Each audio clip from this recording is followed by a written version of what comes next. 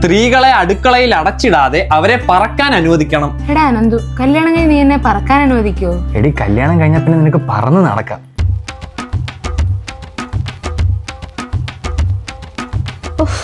ഇങ്ങനെ പറന്ന് നടക്കാന്നാണോ അവൻ പറഞ്ഞത്?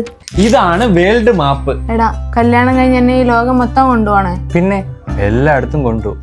എടാ ഞാൻ അപ്പുറത്ത് ജംഗ്ഷൻ വരെ പൊക്കോട്ടെ? വേണ്ട. അതെന്താ? എടി ഈ വെയിലത്ത് നീ പുറത്തോട്ട് ഇറങ്ങി കഴിഞ്ഞാൽ നീ ഉരുകിപ്പോവും. എടാ അതിന് എന്റെ ഒരു വഴിയുണ്ട്.